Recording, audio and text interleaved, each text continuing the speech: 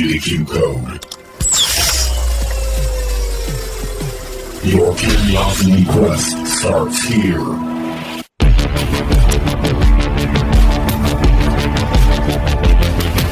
Hey everyone, welcome into the Q Code podcast. Always waiting to start this. Is just so much anticipation. I think part of it is that you're tricked on a weekly basis because Alan always says, all right, 10 seconds. And it's like, unless this clock counts twice as fast, it's always like 25. It's always like 20 seconds or all right, so like just that. so everybody knows. I mean, because at the beginning, you guys are still settling down and there's still like a little bit of like a just a little tiny bit of sound. I'm like, well, I gotta go to 15 now. I just have to, just so everybody knows, and I know we've kind of talked about this before, but we like to, before we hit record, or after we hit record, we're silent for like 10 seconds because it just helps with the editing process later.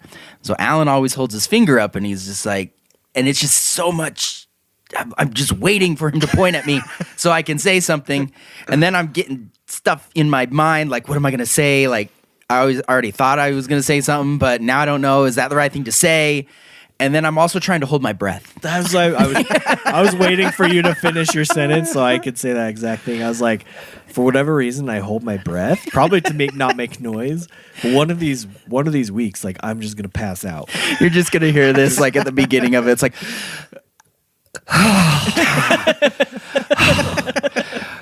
welcome into the Q Code podcast. Well, then just know the sooner you're dead silent, the sooner you get to breathe again. It's so hard. But anyway, yes, thank you. Welcome into the Q Code podcast, ladies and gentlemen. Danny, Travis, and Alan here. We've got a good show. Just kind of a preface as we are moving forward. And we're not going to really spend a lot of time talking about this, but let's just say that we've kind of realized that, you know, our episodes maybe go a little too long. I mean, just depends on who you are. I mean, if you love how long they were going, you should let us know. But we need some kind of confirmation. I know that we are also, all three of us are like, man, it's 2 hours. That was long. So we are also those, in opinion that maybe it can go a little bit shorter. So we're going to actually kind of start to cut down a little bit, at least on the topics. And so today we're just going to be having two with an intro question that we're going to talk about. But so for today, Danny's question is going to be, what would life be like if we all lived in a video game?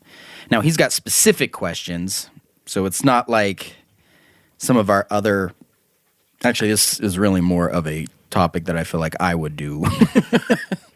It's more of a hypothetical because there is no right or wrong answer per se. It's just our own opinions and just a thought experiment, really, is what it is. And just to go back really quick before you finish up, what Alan's question is going to be, to clarify, so yes, we're paring down to 2 questions now, but ultimately I think our goal will be to create a more put together single topic each week, and go that route from in the near future. Maybe not directly this week or next week, but pretty soon. We'll get there. Just to kind of create more symbioticness, if that's a word. That is a nice word. With each of our episodes, and then that way it's not as far all over the place in one single episode. It'll still be all over the place because our conversations are just naturally that way. But we can't help it. But hopefully we'll have just like, hey, at least we started at point A. And the other purpose is I feel that as we move towards this new direction that we're trying to go a little bit, is it allows us to kind of have topics to where there might be a little bit more interaction with us and you folks listening. So as we get there, we'll remind you that that's where we are, that's where we're starting. But you can expect to have on our social media pages a lot more. Because right now, I mean, we have questions, right? Because these are the questions that we're going to be talking about. But they're not really directed at anybody. They're just questions. that we might have. But I think we kind of want to get to a spot to where we're, maybe asking questions that you too can participate in. So that, like I said, there's a little bit more interaction there, which is what we kind of strive for in the beginning. But, it's all trial and error. So really, this is what happens when you have 3 losers from high school who really just craved attention. I think loser is a pretty bold statement. I mean, Travis, you're all offended. I'm just kidding. I'm just saying, like, literally, though, like, I feel it's all subjective. The point is, we just want to have friends comment on our stuff. Please be our friends. All right. So, and then what was Alan's question? Sorry, I cut you off. Alan's going to be continuing on with his solar system trivia, part 3, which is today's. Are you skipping Earth? Yeah. Earth was Earth last before Mars. So I went Venus and then Mars, skipping Earth. Oh, yeah, Earth. Welcome to Earth, third rock from the sun. Okay, got it. Okay. So today it's Jupiter and Saturn. Okay, Jupiter and Saturn. Ooh, the rings. So if you come up with that question about the flippin' rings. Do you know for a fact there's rings? There's rocks. I hope Trav gets the ring question. There's always something that so specific that I'm like, I have to answer with that. So anyway, so we're gonna go with that. But before we jump into that, I want to do a quick question.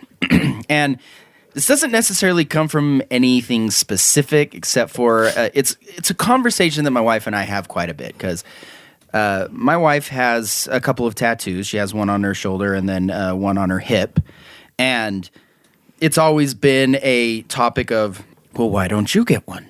And I'm like, I don't know. Like, am I against it? No. Would I want one? Sometimes I think I would.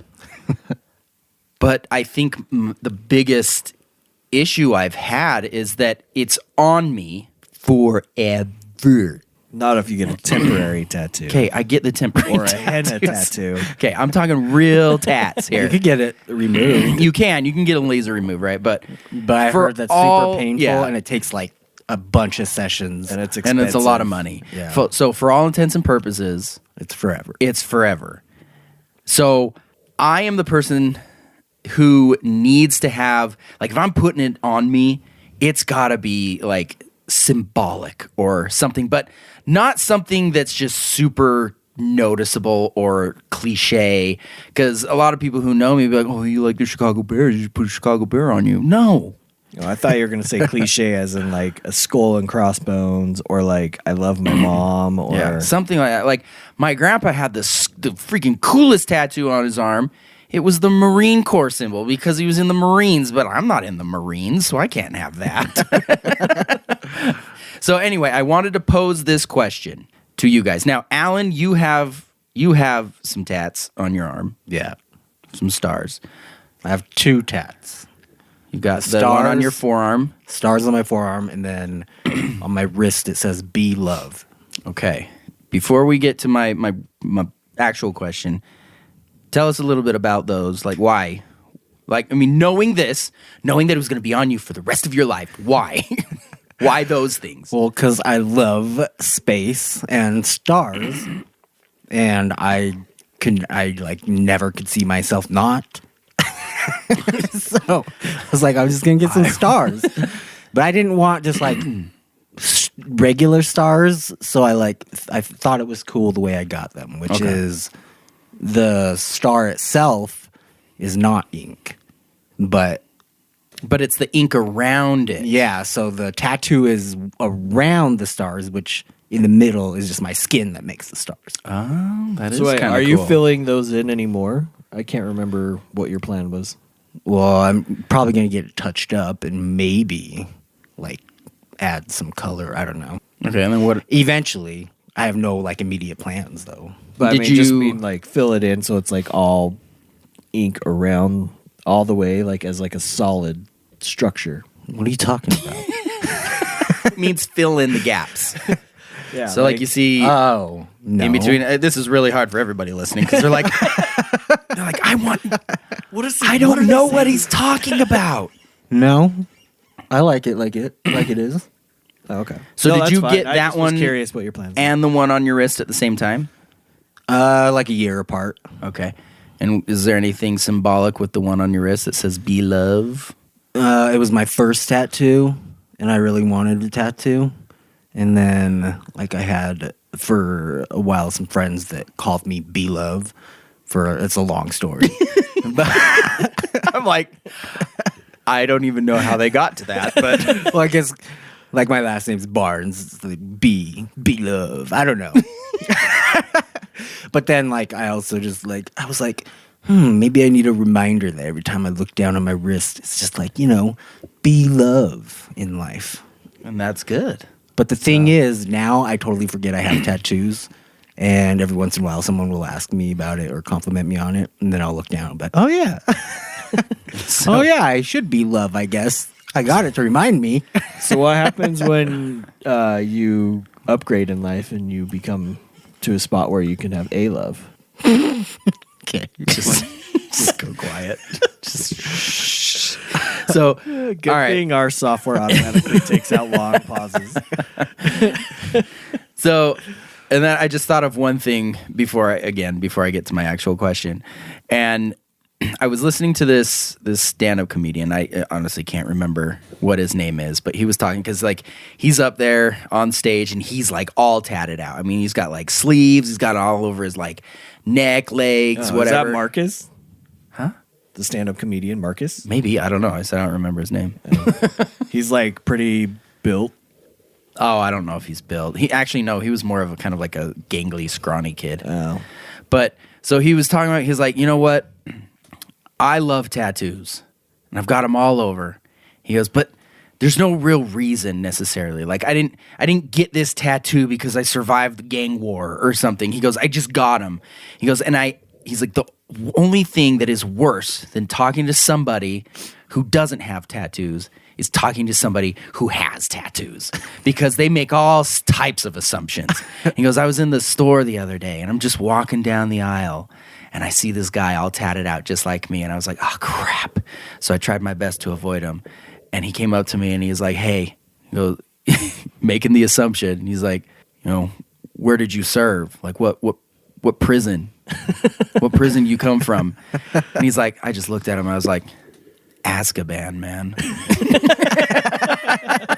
And he goes, that guy must have been in prison for a long time because he had no clue who Harry Potter was. But anyway, so my question is, for you guys. Now, Alan, you already have the tattoos. Danny, I pretty much assume you don't have any tattoos unless you've surprised got one like that. I don't know. You're shaking your head. I don't know. I'm really albino, so I just got a slight like tint all over my body. That's a tattoo. Are you just saying that, like, I'm just you kidding, got a that's tattoo joke. of? Well, I know, but I'm trying to understand your joke.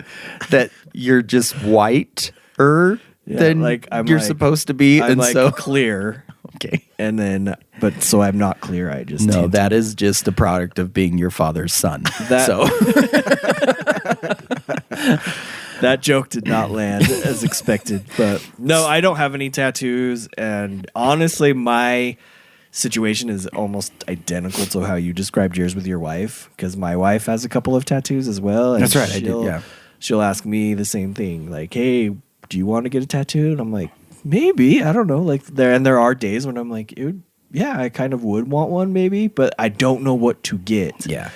That the only thing I could think of that I would get that I would never really regret, the actual thing that I got would be like my kid's name. I was gonna guess. You were gonna guess. I was gonna sorry. guess. I was gonna say your kids' names because that's what I was thinking too.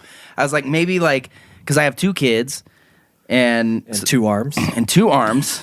So, and I'm looking at my arms right now. And I'm like, maybe one name up one forearm, the other name up the other.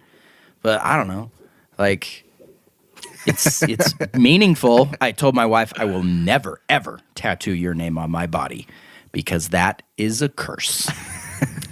Like my wife has 2 You would never arrows. get Quinton and Illith. Quinton and Illith will not be on. my body You don't want the full name.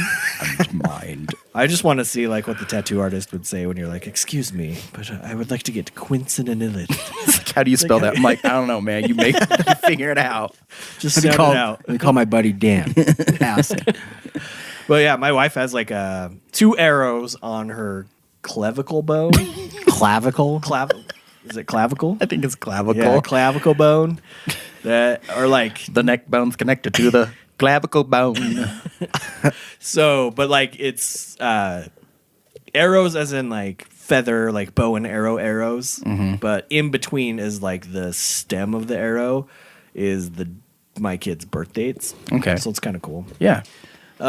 So something along that line. I was always thinking of actually getting, if I were to get them, I have 3 kids. Get all 3 of my kids' names, but written in Japanese. Or maybe just put their middle names. Don't do like the that. symbols It's of so their middle cliche because you guys names. are Japanese. I'm just kidding. That's why I want to do it. But here's the other thing. I'm just kidding. If you really All want the, to, I don't have a don't problem. do that because all the people with like the Chinese tattoos or whatever, you know what I'm talking about? Chinese letters and like it means freedom. Like, or something. does it really mean freedom? Or did somebody just write shithead on But it? it's like, why? Why do these people just get Chinese? Like, why do they choose Chinese letters? I think they usually choose kanji, which Kanji- is Chinese, but it's also Kanji used in kudasai. Japan. But Wow. I think that's just because it was like a cool thing when we were in high school. Like, I remember I had a couple of hats that were the team names written in kanji. Do you remember that, Trav? Yeah, we've actually talked about it before. Oh. So I must have really liked those hats. So, But yeah, but the other thing is I always wanted to get like a mermaid or something on my forearm, but I don't want it permanently. I just want it temporarily but why? because then I can do that thing where you like move your fingers and your forearm muscle moves and it looks like waves. I do that sometimes. I've done that to people. I've done that to people with my stars, and I'm like, it's the American flag. It's just twinkling. I mean, just imagine him twinkling. But, okay, so, Al, I mean, have you thought about, other than touching up what you already have you thought about getting another one? Elon Musk's face. Just That kidding. would be amazing. Just right there on your back. The No. whole thing. on my belly so I can see it. Like, looking down, you'd be like, night, Elon. Just kidding. I have thought about if they could get detailed enough to like get like a real cool looking photorealistic spiral galaxy. All right. But Maybe in the future I don't they'll know if have they like Around they'll your have- belly button? they'll have like glitter tattoos or something like that they'll like inject glitter into your skin and then you could be like, look, my galaxy. You should look at Quincy's though, because the one on her shoulder is because she's a Scorpio, and so she am I. had. Okay, so she had the constellation on her shoulder, Scorpius. Yeah, and then so it's right there in the center, but then around it is a kind of like a galaxy, a purple galaxy with stars. Ooh, that's my favorite colors. And around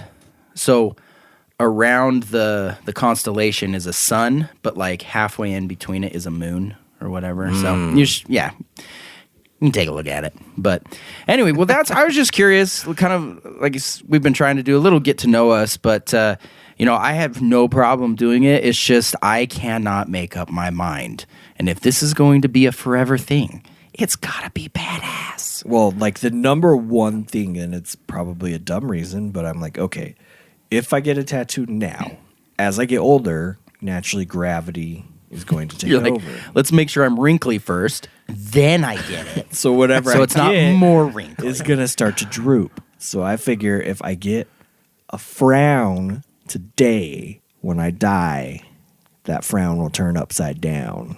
It'll just be a bigger frown. Gravity doesn't invert your skin. He's like, just hang me upside down. That way my frown looks, that's the way it's It supposed to would work the other way. If you got a smile, it could turn into a frown. be. Okay.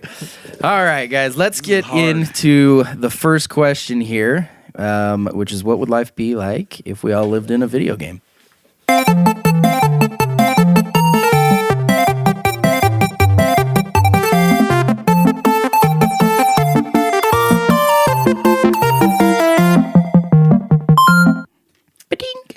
How'd you like that one, Trav? It was pretty nice, and it was only like 15 seconds. I was like, know what to do.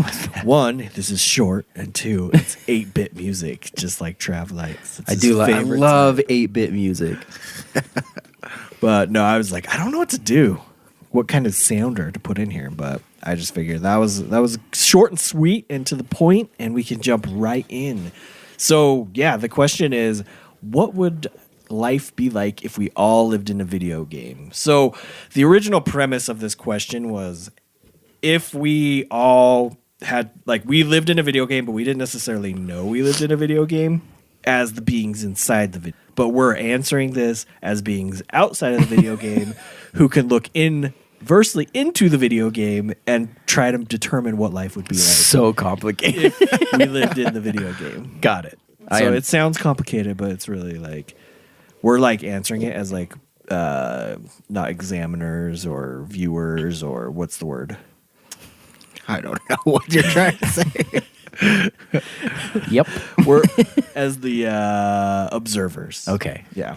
But so with that said, what if you could pick one video game, what one would you pick, Trav? It's tough. I mean, I think of the three of us, I'm probably the I guess you could consider me more of a gamer than you two, but I don't know. Yeah, I honestly haven't played video games in years. Yeah. So, I mean, I play them periodically. I do have a subscription to GameFly. That's still around? Oh, yeah. It's awesome. I can tell you the games that I will not be in, first off, anything that is a horror, because it's scared.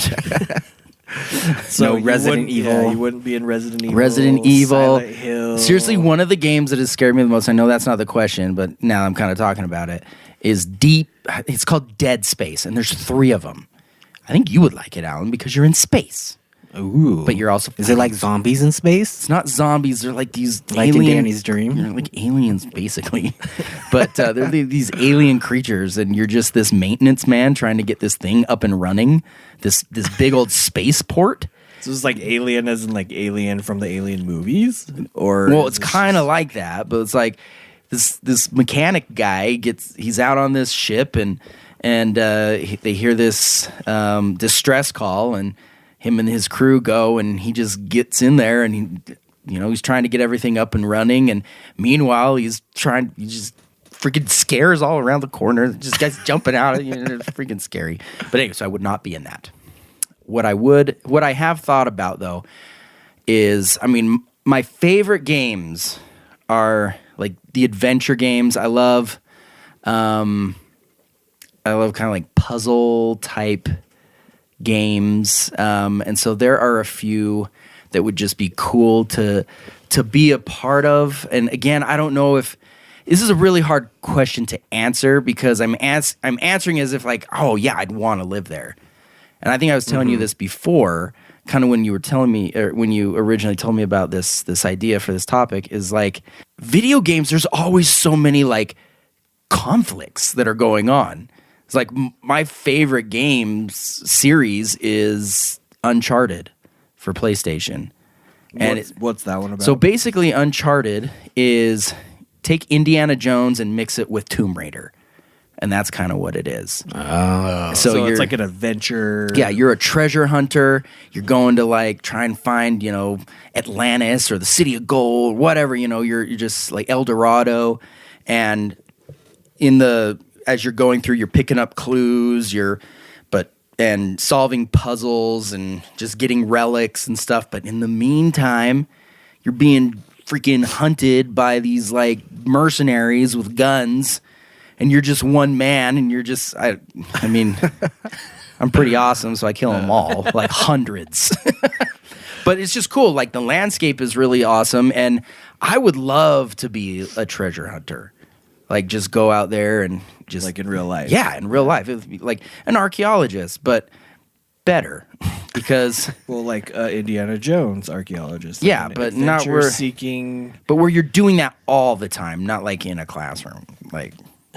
Because he's in it. He's a professor, and then on occasion he goes on these adventures, and that's what you see in the movies. But yeah, just like all the time. Yeah. No, I mean, I think in general, that's the purpose of video games is for entertainment, right? And so probably creating a video game where, well, although this actually exists in the sense of like SimCity or something like that, but for the most part, you won't just get a video game that is probably like, hey, like, let's just go live in the suburb and raise a family, right? Which is more what real life is like for us, at least. Yeah. So for that reason, that's kind of part of the reason why I thought it'd be interesting to kind of go over the concept is, yeah, like video games naturally are going to have a conflict or some kind of problem that you'll have to deal with, such as real life, but these are probably more apparent, immediate problems that you have to deal with. So this is something that also I feel like has popped up more so in recent history in just pop culture and media in general. So, Trav, you have kids. Alan, I don't know if you've seen it, but have you seen Wreck-It Ralph? Yep. Yes. So, like, now you have... Not the second one. Oh, that second one's actually pretty good. But now you have movies that actually literally have the concept of living in a video game. And then you and I, Trav, were talking about this, and maybe actually I'll have you go on it a little more because you're more proficient in it than I am, but... We were talking about Ready Player One, and you said you read the book, and it was like your favorite book you've read. Ready Player One is seriously, yeah. It's if you haven't read it, I mean, the movie's out there, but I can guarantee you. I mean, I like the movie, but it is completely different from the book because there are just things in the book that you cannot translate over to the screen and have it be actually exciting. It's kind of weird to say it that way. It's exciting in the book, but for example, have you seen that? Alan, the movie Ready Player One. Okay, so the first key that he gets right is when he's doing that race with the cars. And he figures out he has to. Figures out he's got to go backwards. Isn't there like a Tyrannosaurus Rex that comes out? Yep. That always nobody gets past that. Or It's something like that. King Kong. Yeah. So that's really exciting. I mean, visually it was stimulating. It was awesome. There was a lot of action there. But in the book, the first key, I mean, he's going to school and he just has this epiphany that like the key has got to be somewhere on the planet that all the schools are on. And he figures out kind of where it is and he goes and finds this cave. And he goes down into this cave and he's just all by himself. And when he gets down there, there is an old arcade game, that you would find in a arcade. Yeah, like a nickel cave. Yeah, just sitting there, and the game is Joust, and it's an old like Atari game, and he has to so he gets to it and he puts in a quarter or whatever, and it turns on, and then all of a sudden another one appears, and this like Skeleton King challenges him, and he has to beat the Skeleton King. And he literally just sits there and plays it for hours. Like he kept losing? Yeah, he kept losing and he kept coming back day after day after day until he could finally beat him.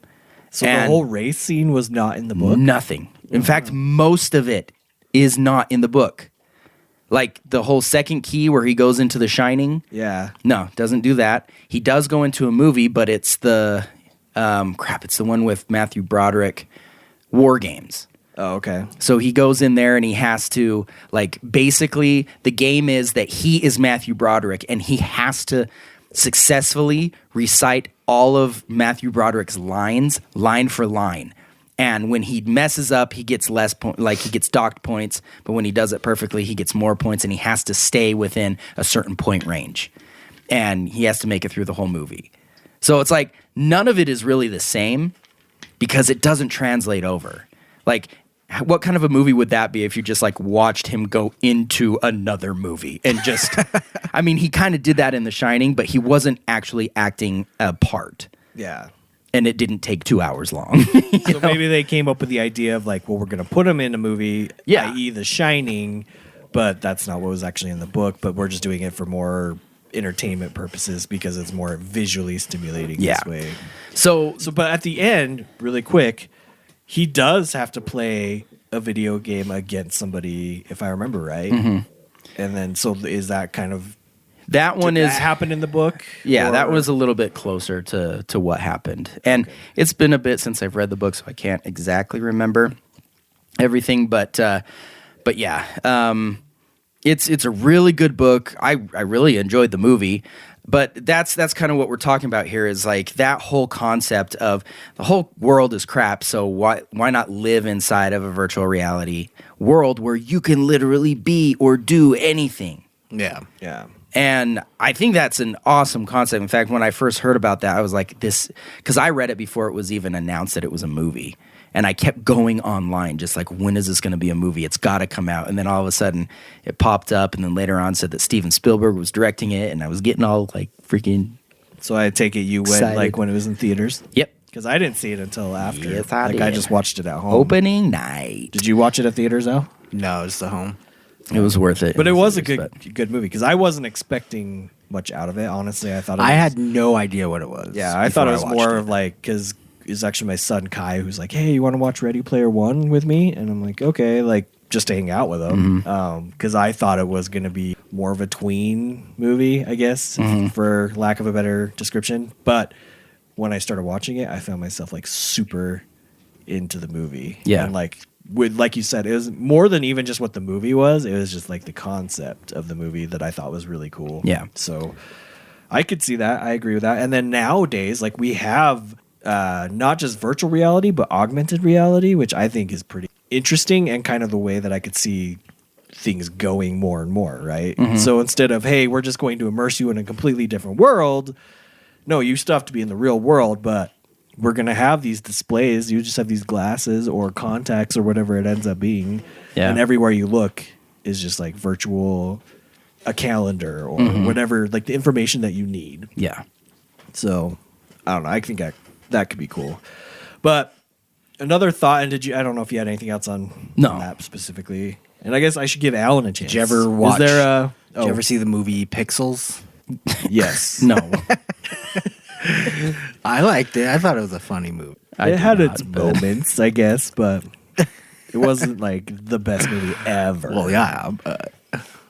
It was just, it had video game stuff in it. It's just like I bring it up. Well, that was just like video games that, But they were like aliens. yeah. Aliens attacking us in the form But that took in the form like, of, yeah, because video that's what games. they were able to receive, like from Earth. Yeah. Yeah.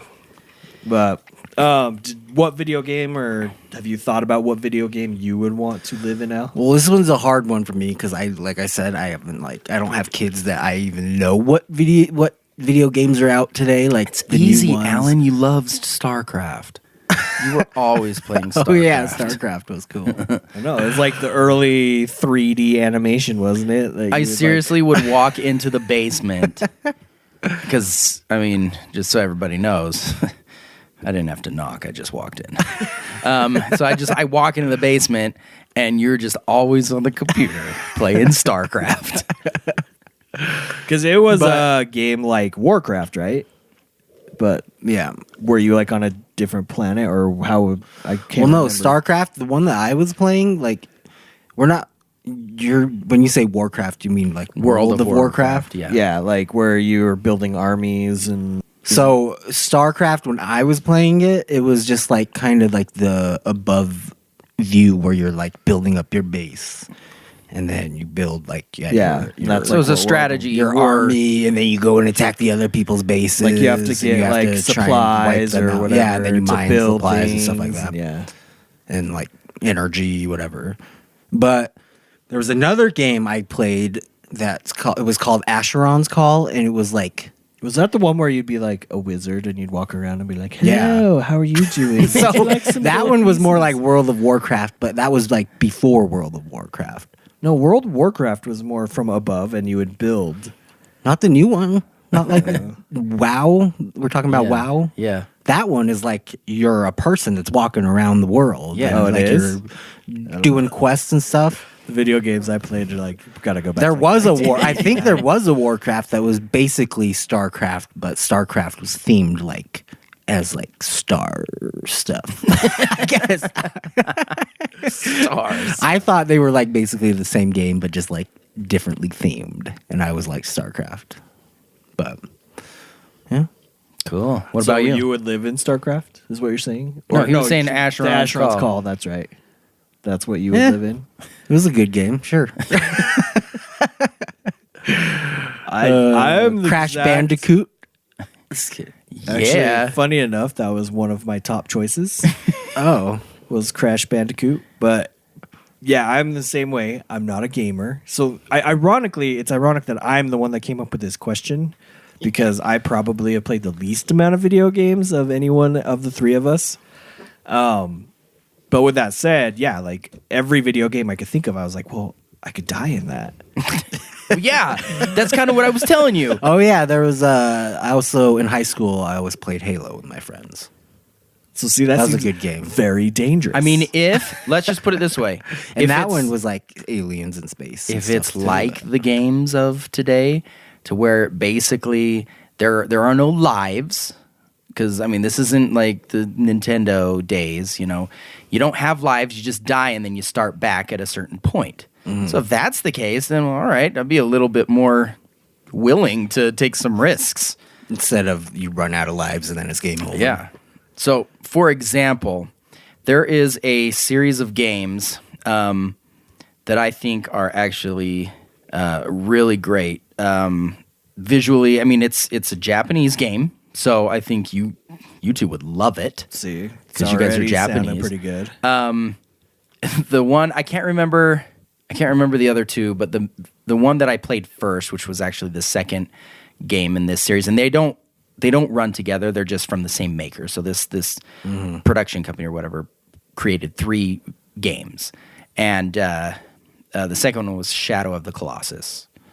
And the story or the premise is just basically you're this guy, and his girlfriend or wife or whatever. I never really understood that because it is all in Japanese, so I have no clue.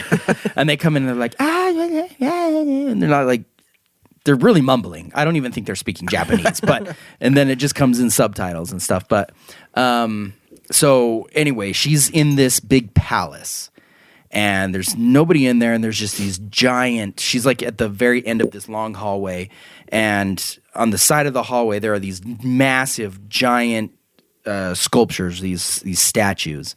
I think there's like 8 or 10 of them, and she is in this deep sleep, and basically what he has to end up doing is going to each end. I mean, it's an open world type place, so I mean you can just wander around this world, but at the ends of each place there are different giants, these colossus giants. And Like human giants? no, they're Or like animals. One of them's like a serpent type. Another kaiju? one, they could be kaiju. Okay. Another one is like a flying one. Another one, and so, and really, all you do is you're this little tiny dude, and you go up and you fight them. But it's not like Mortal Kombat where you just go head to head and like, all right, I'm gonna fight you. I'm this little dude. I mean, when I say they're giants, I'm saying they are massive, like skyscraper size. Yeah. Okay, so what he has to do is he goes up, and a lot of them are like hairy and stuff, and so you have to grab onto the hair and you climb up, and you have to, at some point in time, they like shake and they try and shake your guy off, and so you just got to hold on, and then there's like safe spots on them. You climb up, and they have like 2 or 3 points where you have to go and just stab it like tons of times with your knife, and then eventually they die. But it's just going around this whole world, and it's really beautiful, and it's just really awesome just to kind of play it. But Wait, so do these creatures not realize that you're stabbing them repeatedly? well, they do. That's why they shake. But you gotta. But they don't like flick you off? Well, they can't. They can. That's why they're trying to shake you off. They're like, they're not human, Danny. They don't just like all have fingers. They can flick you. They're not humanoid. So, they are not humanoids. So anyway, you guys should go at least like after we're done with this, go take a look at it online or something. It's really cool. And there's a couple of other games that they did that are all, because these are all like adventure type puzzle solving. What console is this on? PlayStation, I believe. Yeah, I think it's only on PlayStation.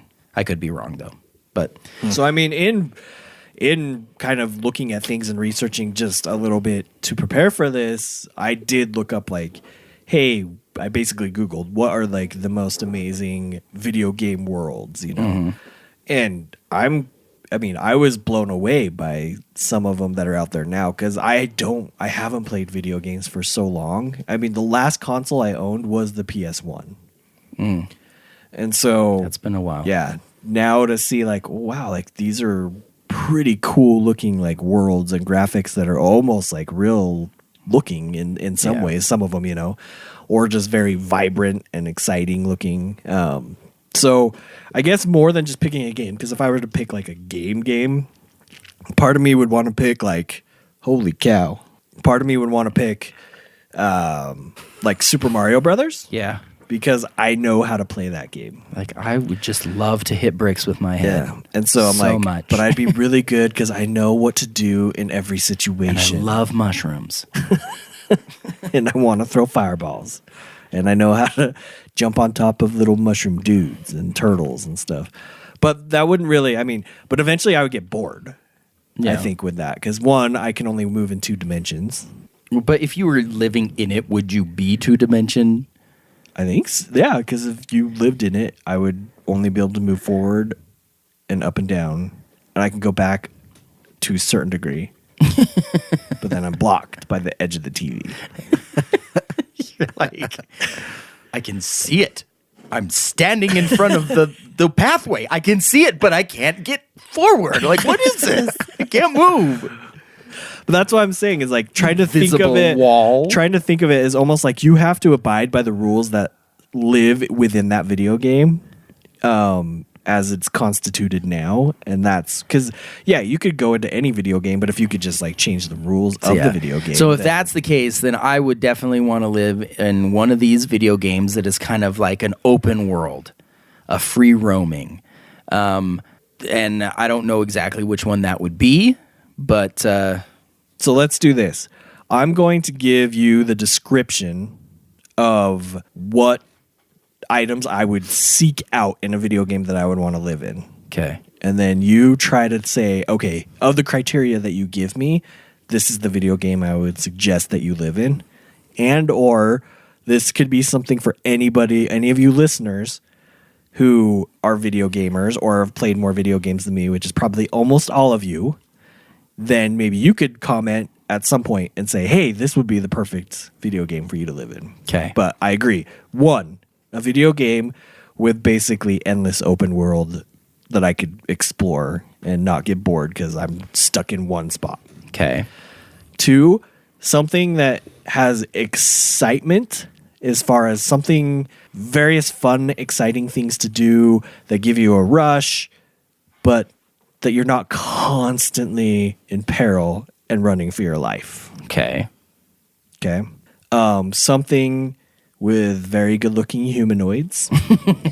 Okay. Preferably of the female variety. Can they be just humans? Do they have to be humanoids? They can be humans. Okay. And something that involves strategy or like you can power up and you can get better over time, like the more you do things, right? Got it. Is that it? Yep. Okay. Assassin's Creed. That is your game. And the only reason why, like, now I feel in like the Assassin's Creed is like you're almost gonna die all the time. Kate, you're talking about living in a world, okay? Like it is a complete and open world that is most of it is in Europe. Yeah. You don't have to actually be like, you don't have to be running around all the time. Like literally in the game, you could go and just hang out in a bar like all day, but that would just be boring to play. But as the character, you could do that. You could go to a brothel. There's tons of just rest. Okay looking humanoids there.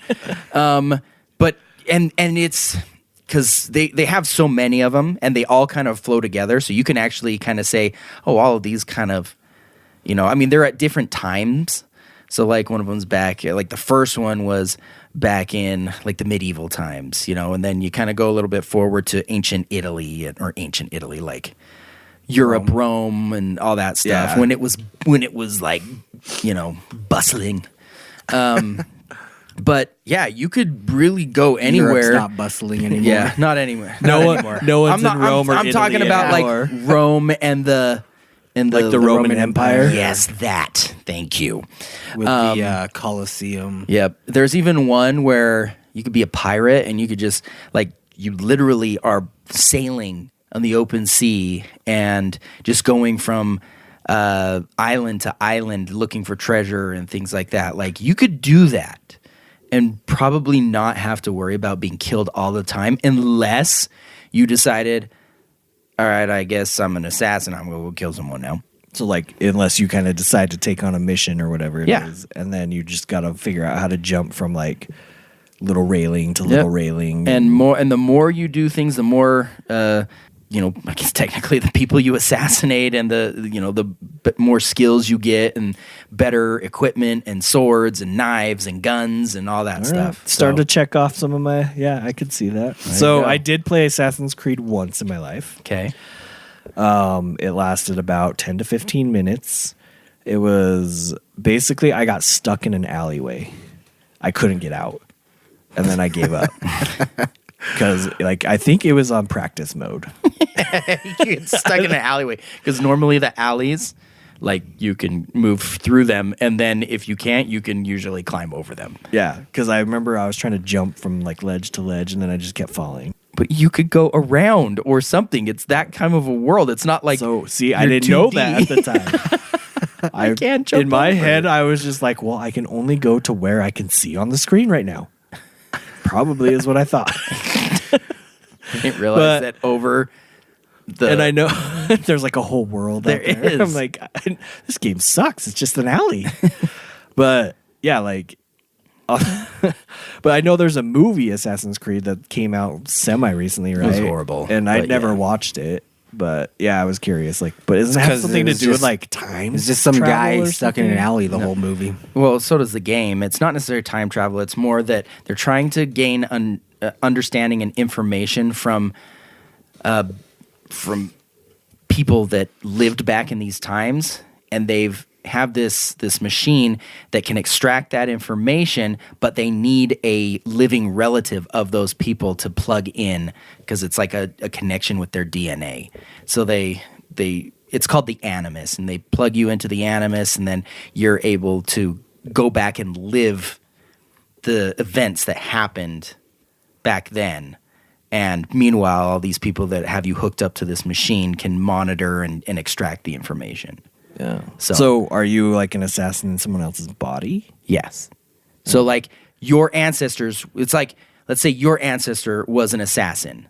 You get plugged into the Animus, your consciousness goes into the mind, the body of your distant, like Your ancestor. Oh. And then you play along how history played along, how history went so that they could collect the information. But Gotcha. so anyway, yeah, I think that would probably be your best bet. It's maybe not the safest thing, but like I said, you could just go live your life in some house and be fine. I guess you need a little action. Yeah. Right? In your life. Yeah. Have you played that game, Al? Nope. Okay. Good conversation. You need a little action in your life, which is assassinating people. I go from 0 to 60 just like that. But yeah, so I mean, moving into so now if we were to just kind of narrow this down a little bit more as far as, so now let's say you were creating a video game or you lived in a video game, but you had to, like I said, you have to abide by the rules, right? So if in your ideal video game, and Trav, you kind of already answered this because I didn't know about this at the time, but I literally had a question. How many lives would you think would be like the optimal amount of lives to have in your video game world? Yeah. I mean, at least with the games that are now, I mean, maybe there are some, but pretty much every game that I've played, it's just you have a life bar. And as soon as that's gone, yeah, you die, but you respawn, somewhere else or like at a save point or whatever. And I mean, with the games nowadays too, like you don't even have to save. Like, I mean, you can, but it just saves for you when you reach a certain point. And, or after you complete a certain task. So is it kind of like Who Wants to Be a Millionaire? Basically, it's like when you get to $1,000 question or Yeah, whatever, just like saves. that's the bottom. You're guaranteed that spot. Exactly. So if you go so far, you're guaranteed to start at a certain point. Yep. From So that point on. that's basically how it would be, and I'd be okay with that. My ideal amount of lives would be as unlimited. Infinity. And that's what it would kind of be. It would just be like, it would almost be kind of like Groundhog Day, like we've kind of talked about before. It's like, oh, you die, and then all of a sudden you just pop back up at the beginning of the day. Mm-hmm. So it's just a matter of getting through that day. Then you can pop to the tomorrow, I guess. But then, Interesting. So, all right. So one more concept on the whole lives thing. But let's say, because I set this whole thing up not knowing that there was all these games that you just didn't have lives. But let's say you have a video game. You live in a video game, and everyone has 3 lives. And this is more of a concept I got from Jumanji, the new Jumanji, where they go into the video game and they all have 3 lives, right? Yeah. So you go in and you have 3 lives. Well, from an ethical and or judicial standpoint, so say it was that was the situation you're in, but it's somewhat like our society is on the outside world, in the fact that like if you go murder somebody right now and you get caught, you probably are going to spend life in prison, right? yes.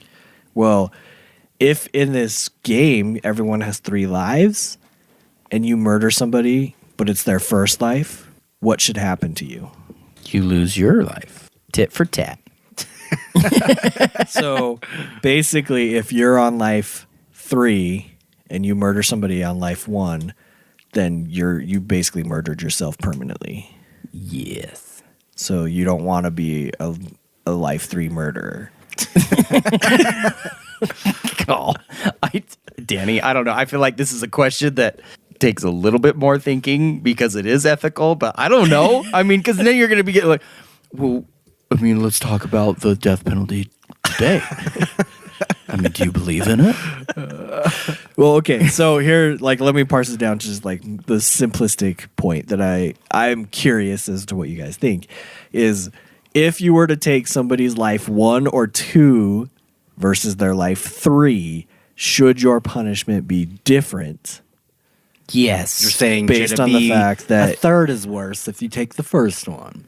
Yeah, so if you took somebody's 3rd life, they're like completely removed from the we get it. world. But if you took their 1st life, they can come back.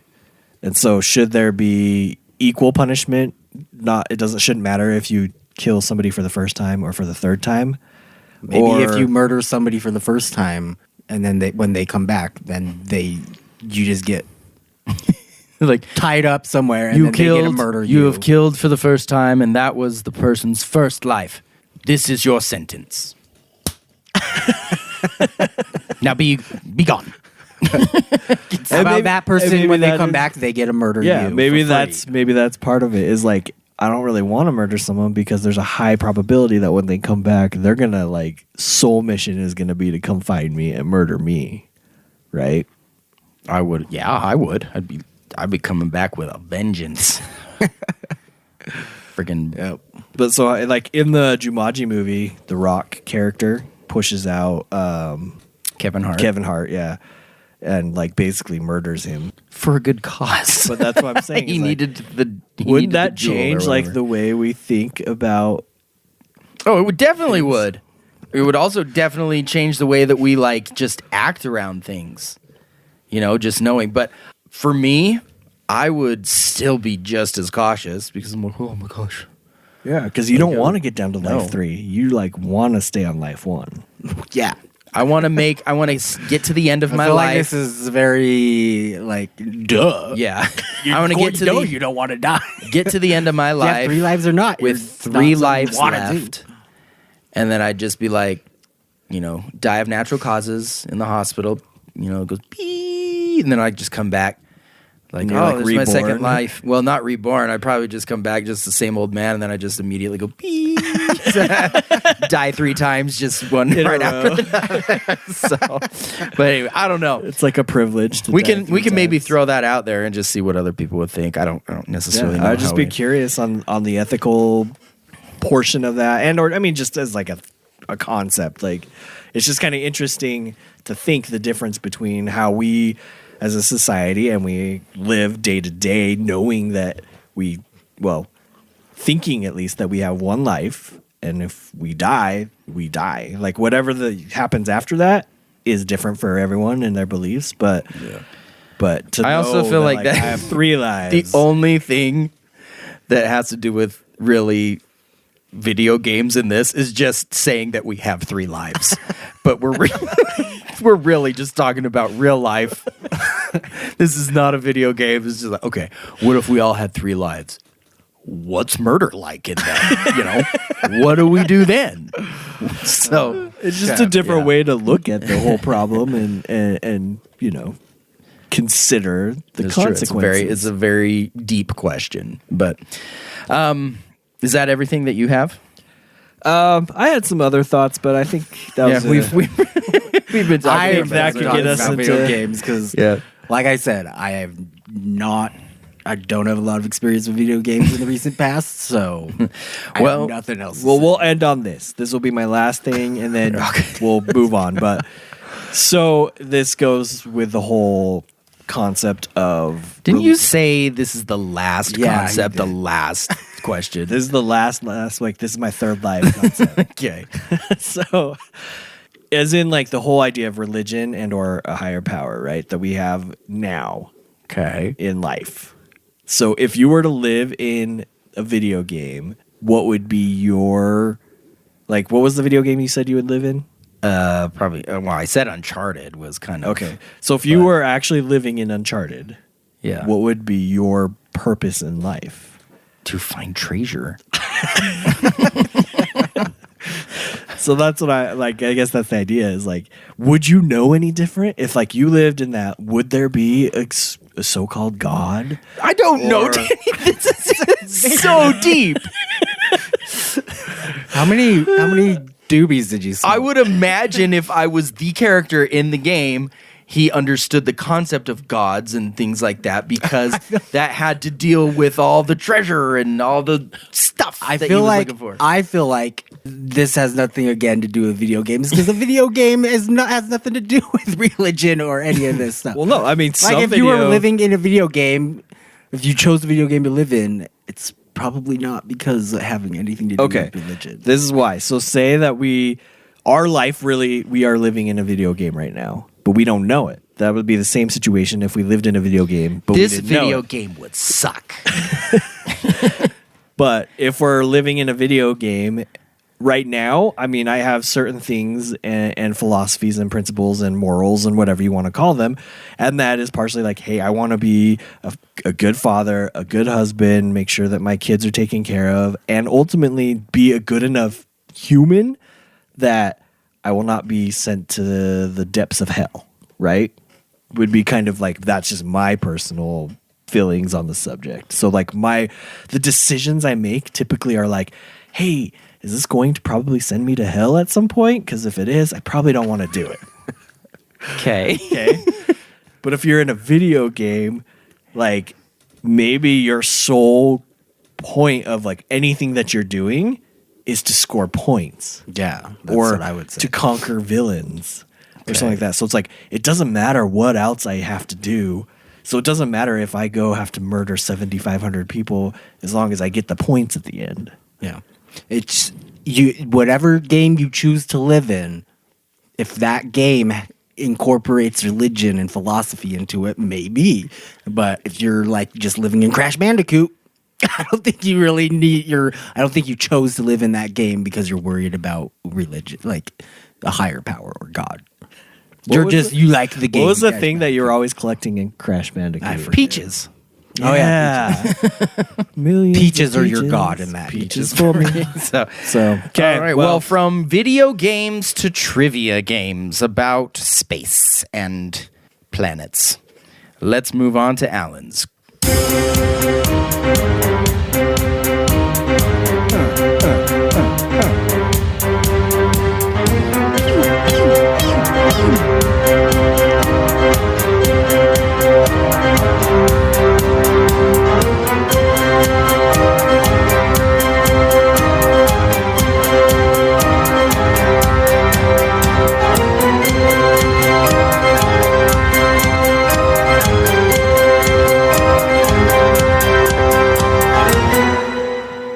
I always forget how long that is.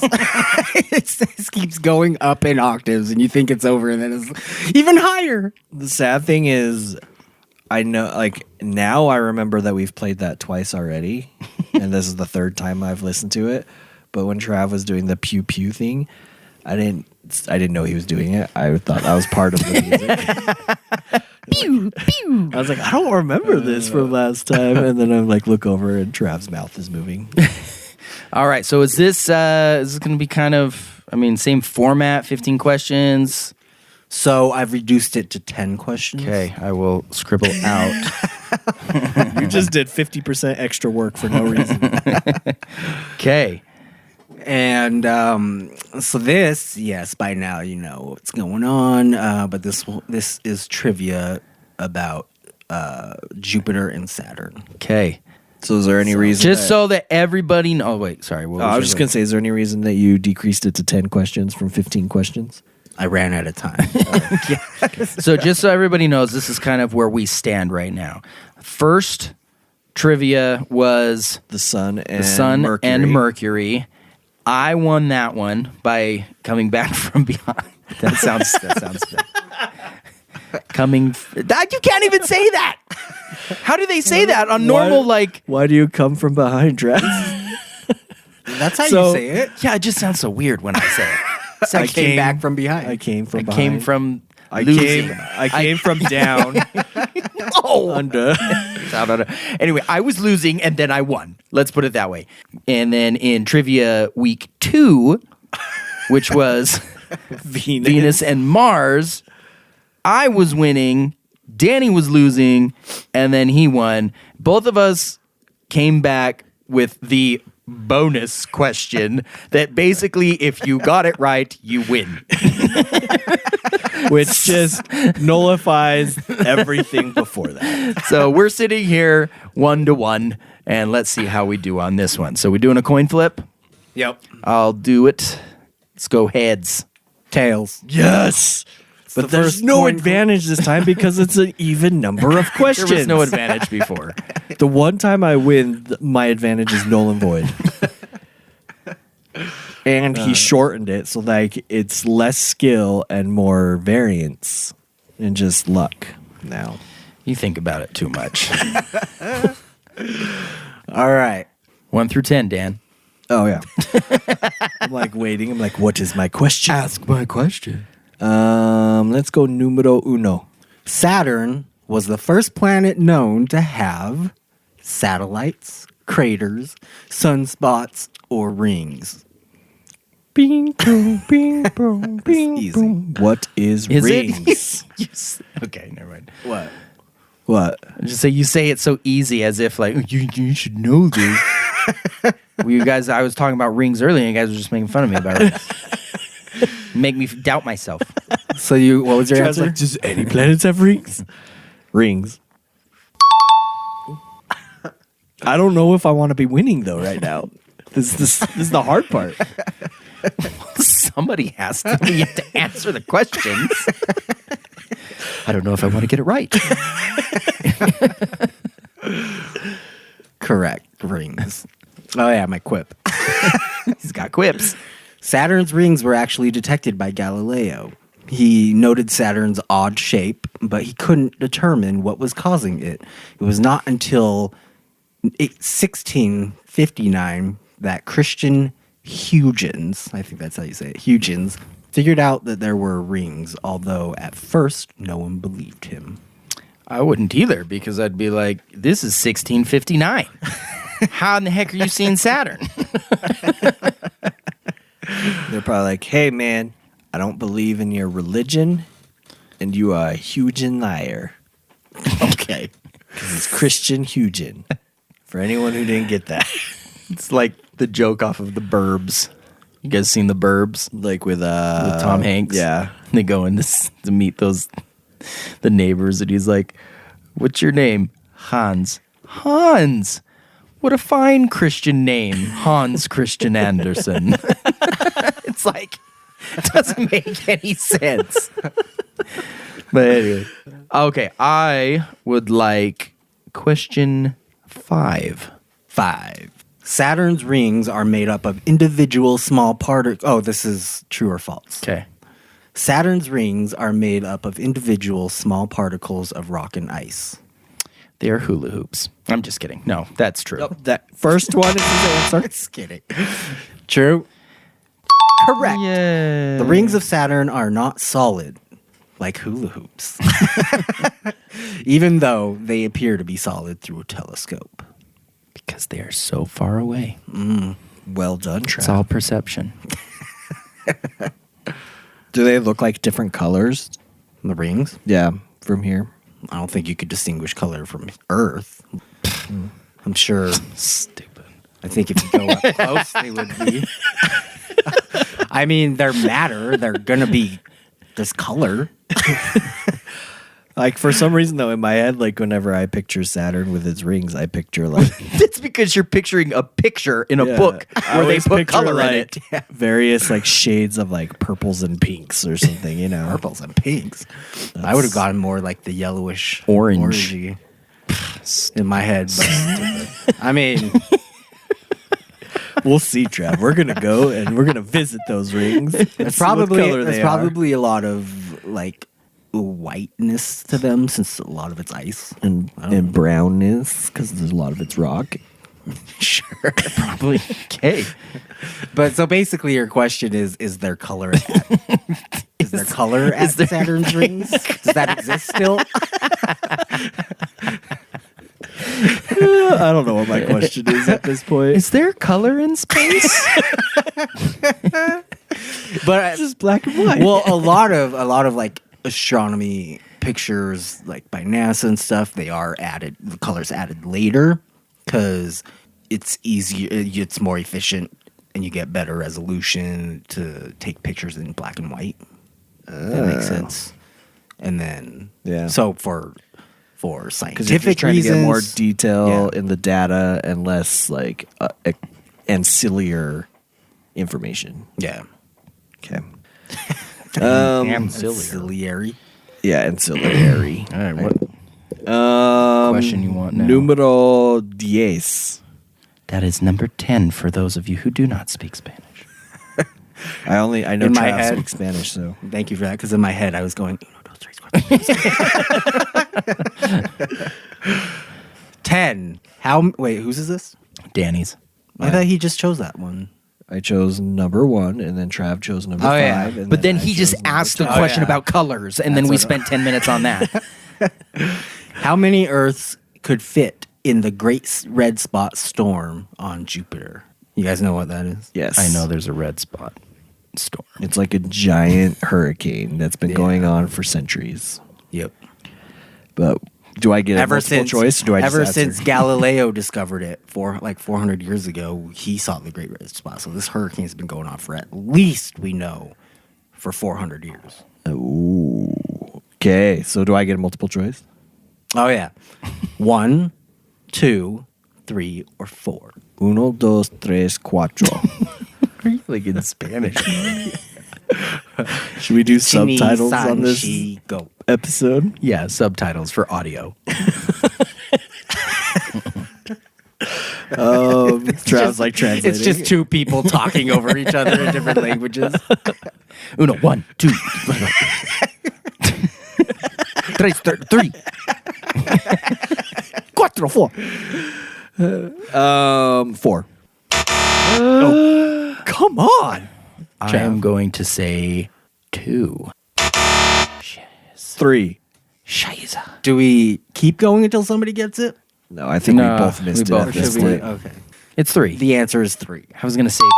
I knew it was 3 or 4. Fit. This is how big this storm is. That 3 Earths would fit in it. I don't have a quip on that one. It's just really big. Yeah. Just understand that. For some reason, I thought it was actually bigger than that. But Really? I'm disappointed now that it's not that big of a storm. Well, Only 3 Earths. yeah, and to give you an idea how big Jupiter is, I think it's 1,000 Earths could fit inside the volume of Jupiter. So It's pretty big. Stupid. it's a big storm, but still compared to the planet. What? Trav just making I just fun keep of me. whispering that Danny's stupid. Okay. I choose Pikachu. Number 3. It's like, that is not Spanish for any of those numbers. Trav's is like pervert. All right. What? Because he wants to Pikachu. Oh my good heavens. That was a friggin' reach. Saturn's mass is how many times that of Earth? A lot.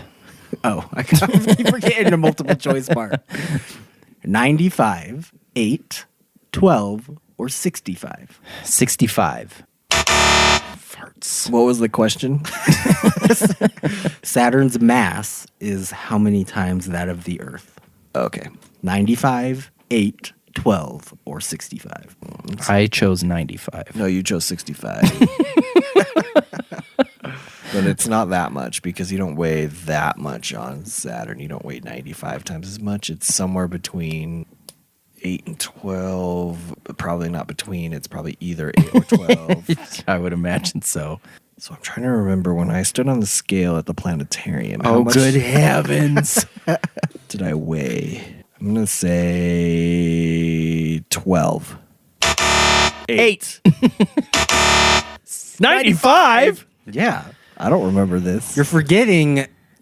I know how big it is comparatively, but I thought it was more gas than solid. So stupid. You're forgetting mass isn't everything when it comes to gravity and how much you would. It's also how condensed that mass is toward the center. And it's all gas. So you would. Well, dude. So yeah, you were right. You wouldn't weigh 95 times as much, But tell me this. but it still has 95 times the mass When- because it's so. when you it's have- so it's less. It's dense. just not as dense. When you have gas, don't you feel heavier? I feel a like little I bit do. more I bloaty. am carrying around a little extra mass, if you know what I mean. It's called a turd.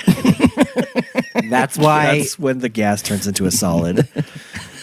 But that's why you could theoretically make microscopic black holes. You could take a peanut and make a black hole with it. You just have to crush that peanut small enough to get An orange a peanut? certain amount of mass For me? within a certain amount of space. What is that? It's a micro peanut. Okay. Numero ocho. What's ocho again? 8. Stop with the Spanish crap. Did you not watch Sesame Street growing up? Not as much as Mr. Rogers. And he did not do Spanish. All right. Ocho. The 4 largest moons of Jupiter are known as the Galilean moons. Which of these is not one of them? Callisto, Ganymede, Amalthea, or Europa? That's interesting that you mentioned that.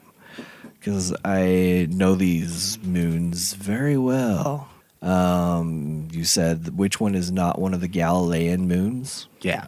So, So which is not one of the biggest 4 moons of Jupiter? well, Europa belongs to Saturn, so I'm going to go with Europa. Damn it. Europa does not belong to Saturn. I thought if I said it with enough confidence. That he'd look at his notes and be like, "Oh yeah, damn it, he's right."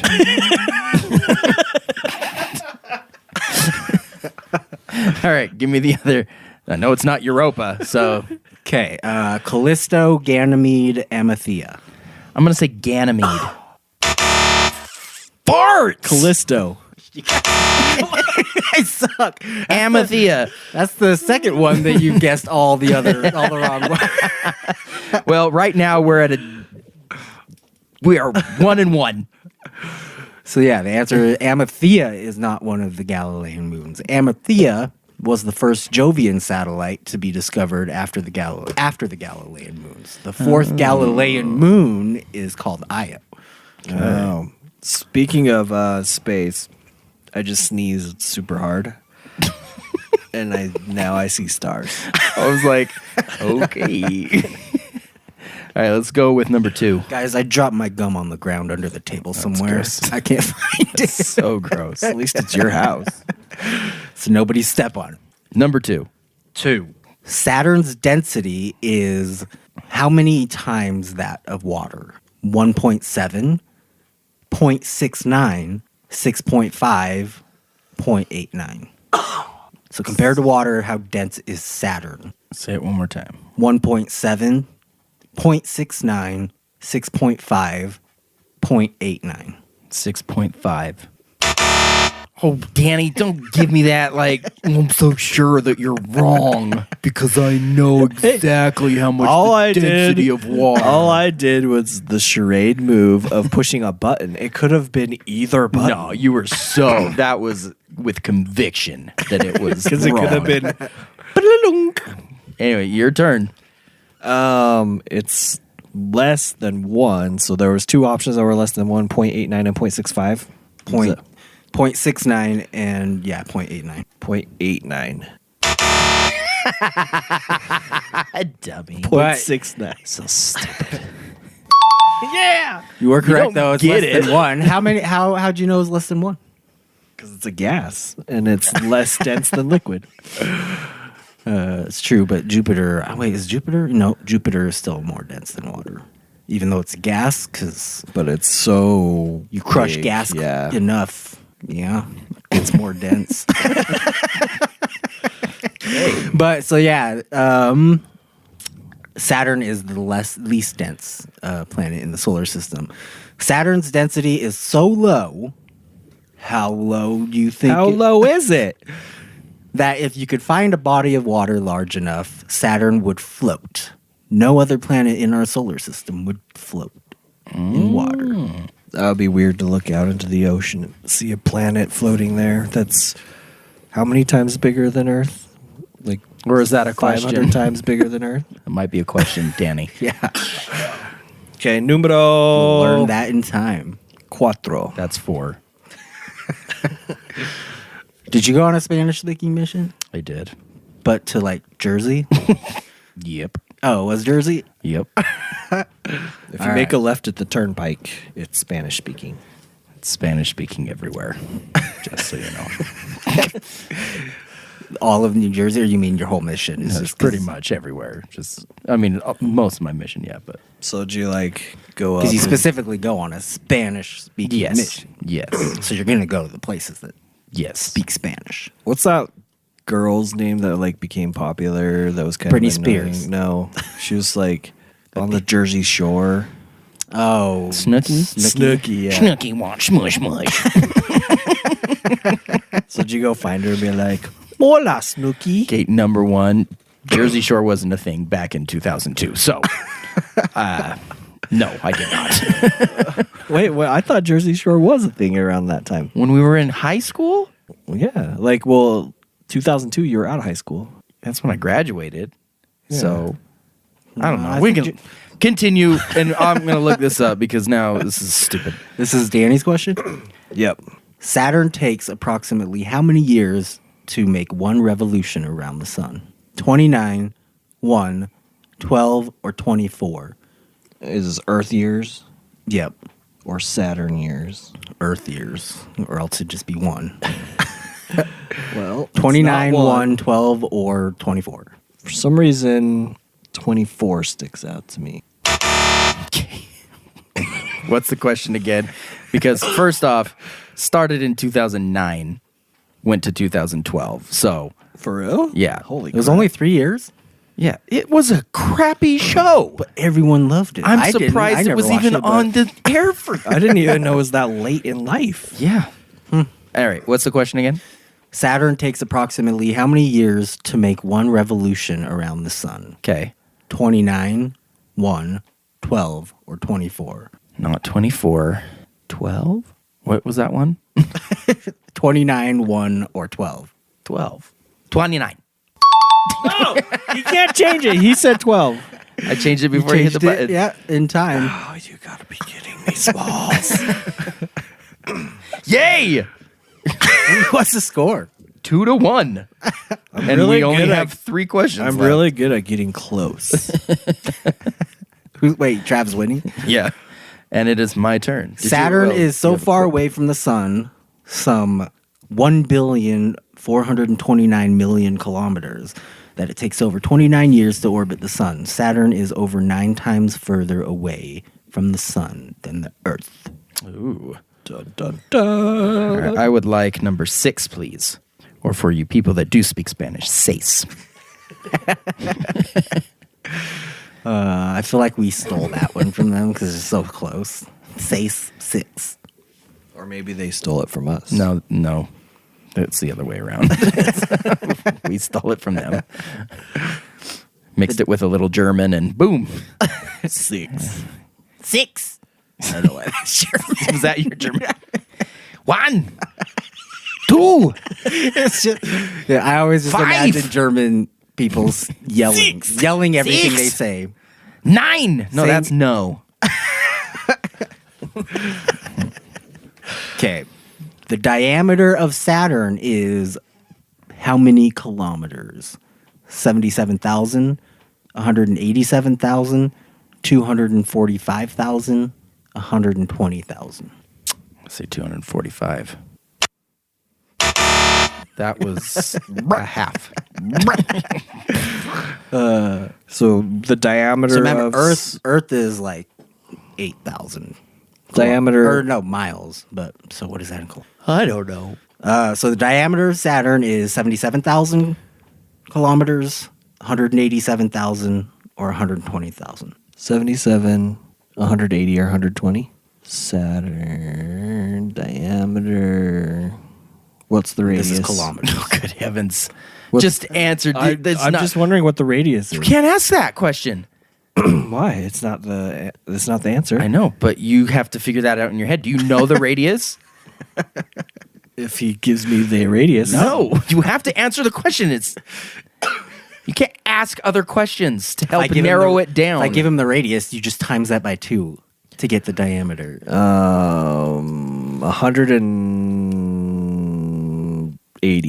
180,000. 120,000. 120,000. I'm always debating between two things, and I guess wrong every time. All right. Over 9 Earths would fit across Saturn's diameter. Ooh. All right. Numero 7. 7. Jupiter generates more heat than it receives from the sun, partially due to its mass. What is one of the causes of this? It's theorized that Jupiter was once a star. It's simply too far from the sun. Jupiter is shrinking, or it has many moons that may cause much of this heat. So why is it getting this extra heat? It was believed to be once a star. It was like Wait, who? almost going to be a star, This is yours? but like Yeah, he's answering. it ended up not quite having enough mass, so therefore became a planet. Well, then if That's not my answer. it- I was saying like Bull crap. You said A. yeah, like I'm going to answer this question by talking it So through. it is theorized that Jupiter was once a star, Oh. and you said, well, it was almost a star, so it just didn't have enough mass, which means it was never a star. All right. What are the other ones? It's simply too hot or too far from the sun. And that's why it's putting off heat? So Jupiter generates more heat than it receives from the sun, partially due to its high mass. What is one of the causes of this? Why is it generating more heat than it gets from the sun? Okay. Like you would think the sun is the Heating. main heat Yeah. thing. So It's simply too it's far. simply too far from the sun. Jupiter is shrinking, or it has so many moons that they cause much of this heat. I want to go with the moon thing? Is it it's not the shrinking one. Mm-hmm. What? That was my second option. So ever since, It's collapsing on itself. Hot things are more they expand, right? So if you have a bunch of hot gas, it's like takes up more space, and as it's Expelled into space. as it's like, wait a second, So as it puts as off heat, as heat gets put off in this space, it shrinks. it's crushing in on itself even more, but then generating more heat in its core. Okay. Does that make sense? Interesting. All I don't know is just, It's shrinking. It's slowly crushing in on itself as time goes on, Okay. I select getting smaller. So and we don't know when it's we do gonna this stop. quiz a little while later, and like, how many Earths could fit inside the red spot on Jupiter? And we're like, 3. He's like, no, 2.5. 1 partial Earth can fit in there because it's smaller than the Earth now. I want the whole planet. I want 9. Wait, hang on. My quip. Yeah, I already did the quip. Yeah, you already did it. That wasn't my quip. Oh, though. is it the same thing that we were going to say in the quip? Quip number 2. Jupiter, being the most massive planet in the solar system, is the closest to being a star in terms of mass. That is, were it about 75 times more massive, it would begin fusing hydrogen and be a star. Yeah, that's what I was getting at. So still not that close to being a star, because it's still, you need to times it by 75. Yeah, I didn't be get a to star. finish my sentence I was about to say. At its present But mass, it was 1/75 of what it needed to be. At its present mass, however, it generates a high amount of heat as it shrinks under gravity. Jupiter is known to have been shrinking since it was formed. It is unknown when Jupiter will stop shrinking. So how big was Jupiter when it first was formed? I don't know. Yeah. Question will Or never- maybe you could do the math. Everyday life. Maybe you could do the math, and if it's like shrinking at a constant rate, just like rewind time. But But how do you know how far to rewind it? Well, 4.5 billion years. the solar system's about 4.5 billion years old. I covered that in like the first quiz. Okay. Trivia. How? You tell me how somebody knows it's 4.5 billion years old. Because Is there somebody here on Earth that is 4.5 billion years old? Because of physics. Physics my ass. How? Somebody There's could just ways. make that up. I am a physicist. Well, The okay, solar system is 4.5 billion years old. so there's like, I don't know if this is Give or take. I don't know if this is the exact right term, but like, have you heard of carbon dating? Yes. So basically, it's thought that the oldest objects still around that didn't collapse into planets, and then like, so planets, you have a problem with like our Earth's crust is always regenerating as like the tectonic plates move under each other and lava and stuff. It forces up But new asteroids have just been out rocks. there. Asteroids have just been floating out there since the beginning of the solar system.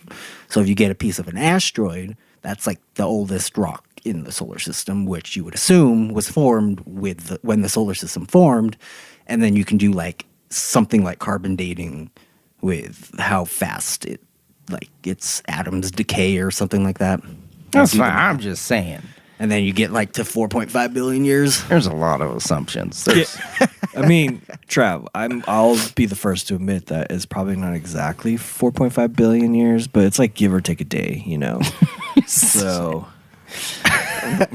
Well, like I always make the joke that they say like the universe is 13.8 billion years old. And then I like always make the joke. I'm like, man, it seems like it's been that old. It's for as long as I've been alive. Like, when's it gonna get older? it's true. yeah. Could you imagine being alive? And it's like, bing. I know. I'm like, when is the 13.9 gonna get here? Well, Was I born close I enough am- to when the decimal place would switch? yeah, I just think there's just a bunch of white bearded dudes like forever ago that just like put a number down. We're like, yeah, let's call that good. 4.8 billion. Like what? Santa Claus? It's like, does They're probably anybody like, anybody disagree? is it 4? Well, let's just say 4 billion. That's too simple. People won't believe it. People, that's You gotta that's say a round. That's a round number. That's even. 0.5. All right, number 9. True or false? Yes. Besides the sun and the moon, Jupiter is the brightest object in the night sky. True. False. Do you hate when Danny does? I do. It's so pretentious. And you know what? You're going to can't- get this, you can't- and we're tied. You don't know what he's doing on the podcast because it's audio, but he's basically miming Every pitching single incorrect. time I answer, Incorrect. he hits the incorrect button. Like, But I don't have an incorrect. I know, but It's you a know fake that you're incorrect doing button. it. Every time you answer, do I do something? No. So just say false and you can tie me. So it's I false. said false already.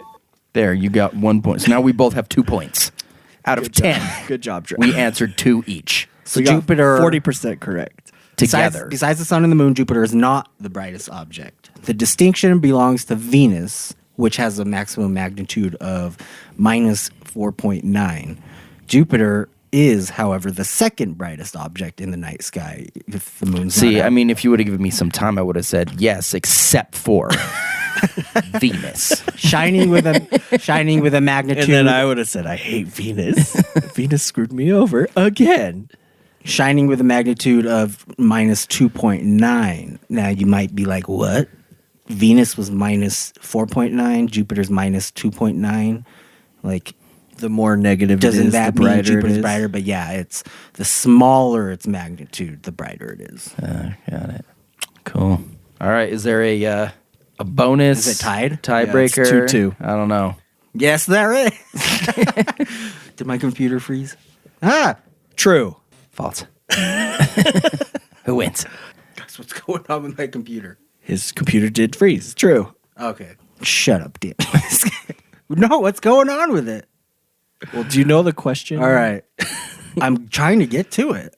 There we go. If not, we just have to flip the coin. Bonus question. Yeah, should we flip the coin for who gets this? Bonus question? Yeah. Who's calling it? Danny, because I called the last one. Tails. Heads. Come on. What are the odds that when it matters, I never win? All right. Bonus question. How thick are Saturn's rings? 87 kilometers, 10 kilometers, 1 kilometer, 32 kilometers. This is an option of thick bitch. Okay. Say it one more time. How thick? Well, I mean, I know that, but the answers. 87, these are all kilometers. Okay. 87, 10, 1, 32. Let's go with 32. I didn't do anything that time. You were going to. You went. Your arm went up. What does that mean? I was stretching. I just hope you. So I you're- just hope you get it wrong. Your I'm choices going are to go 87, 10, or with- 1. 1. So So Danny is the winner. Oh, that's...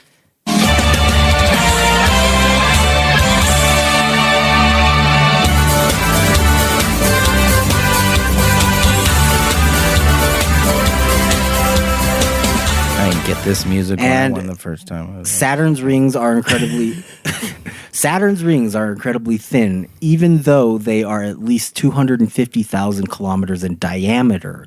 They're only about 1 kilometer thick. If you could lump all of the material in Saturn's rings into one body, it would be about 100 kilometers across. Cool. Wow. So So I came from they're behind super like to win again, but now I'm only up 2-1, and there's still another opportunity for you, Trav. Thanks. All right. Well, there you have it, guys. We're ending like 10 minutes earlier. So I think if we would have ended after the first one, we would have been an hour. So I think that's the formula. We literally talk about one thing. well, if Danny didn't bring up God and all these I know. non-video game things. That's the whole point of the was conversation. so though, deep. That was so deep. is you take a conversation and you just see where it goes. I just want to point out that in the questions that you sent us through the messaging, there was nothing about God or the judicial system when killing someone in a video game. That's all I want to put out there. There was nothing like that. I was not prepared. that stuff came afterwards to me. So Okay, All future right. reference. I'll try to. Go with your initial, like, 2 questions. So I feel like there needs to be more questions. But all right, well, there you have it, guys. Thank you for listening. Hope you enjoyed. Be sure to, we always like to mention, of course, where you can see us. So Twitter, Facebook, and Instagram at QCO Podcast. Also visit our website, QCOpodcast.com. And then check out our podcast or on Apple Podcasts, Google, Spotify, Stitcher, TuneIn, and of course YouTube. But yeah, concerning the first question, let us know if you would be living in a video game, which video game would you? One thing we didn't talk about is I'm sure a lot of people would love is Zelda. So I just was never a big Zelda gamer, and I wish I was. But Zelda, wasn't it just like a board that you were on, and you would just walk from square to square? But there's a million. There's like tons of games. Like as they've progressed, they've gotten into pretty much your open world. I think actually probably Zelda is a little bit more where you want to go instead of the Assassin's Creed, because it's an open world. You can just go live in a hut, shoot a bow and arrow a couple times a day. Are there humanoids? There are definitely humanoids. Of the female variety? Probably. Okay. You are strange. Don't pretend in a video game you wouldn't be gay. But anyway, so let us know. Visit us there. And I think that's pretty much it. So thanks again, guys, for listening, and catch us next time.